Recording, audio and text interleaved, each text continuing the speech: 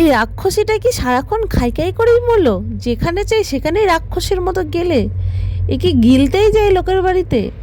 কোথাও ঘুরতে গিয়েছে সেখানেও গিয়েও গিলছে আর ভিডিও ছাড়ছে। লজ্জা কিংবা বলে কিছু কি আছে?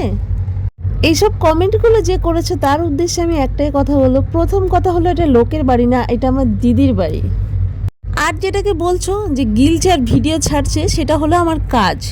ওটা আমার কাজ, ওটা আমার গিলা আর ভিডিও ছাড়া না, ঠিক আছে? আর কোথায় লেখা আছে এটা যে কোথাও ঘুরতে গেলে পরে সেখানে খায় না কিংবা খেতে নেই কিংবা খেলে পরে ভিডিও করতে নেই? সেটা আমাকে দেখাও। তুমি কি কোথাও গেলে কি পেটের মধ্যে বস্তা বেঁধে নিয়ে যাও? যে আমাকে কমেন্টটা করেছো সে কি কোথাও গেলে পেটে বস্তা বেঁধে নিয়ে যাও? সে কোথাও গিয়ে খাও না? আমার খাওয়া দেখে তোমার এমন ফাটছে, মনে হচ্ছে যেন তুমি বাজার করে নিয়ে এসে দিচ্ছ, সেগুলো আমি গিলছি বসে বসে। রইল বাকি লজ্জার কথা। লজ্জা আমার তো নেই আমি জানি, কিন্তু তোমার তো আছে। তাহলে তোমার যদি থাকে তাহলে তুমি একটা মানুষকে বারবার কি করে একটা ব্যাড ল্যাঙ্গুয়েজে আজে বাজে কথা বলো আর রাক্ষসী রাক্ষসী করেই যাও? খাবার সবাই খায়, কেউ খায় কম কেউ খায় বেশি, এটাই জাস্ট। এর থেকে বেশি কিছু আর পার্থক্য নেই। না খেয়ে কেউ কখনো আজ পর্যন্ত বেঁচে থাকেনি, পাগল মক্কেল কোথাকারের। আর সব থেকে বড় কথা, নিজের দিদির কাছে কিসের লজ্জা রে ভাই?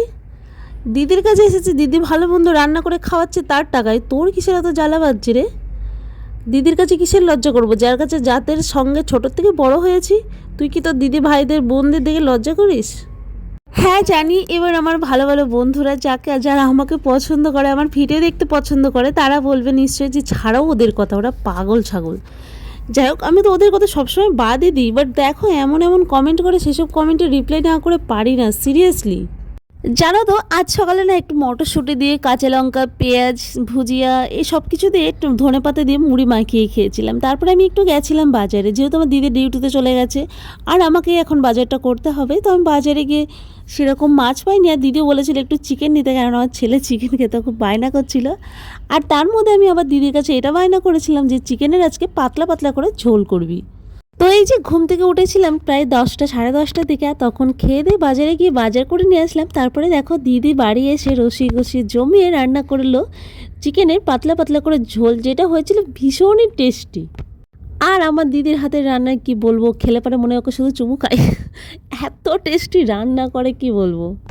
তো যাই হোক, দেখো স্নান সেরে দুপুরে লাঞ্চ করতে বসে পড়লাম। আজকে ছিল কালকে রাতের একটু তরকার, পুঁই মিচুরি ভাজা, স্যালাড আর টমেটো দিয়ে ধনেপাতা দিয়ে চাটনি, যেটা আমার দিদির হাতের ভীষণই একটা টেস্টি টেস্টি খাবার। আজ দুপুরে লাঞ্চটা জমিয়ে করে নিলাম দিদি আর আমি দুজন মিলে। যারা আমাকে রাক্ষস রাক্ষস করে যাচ্ছ তারা আমাকে বলে কিছুই বদলাতে পারবে না, কেননা আমি খেতেই থাকবো।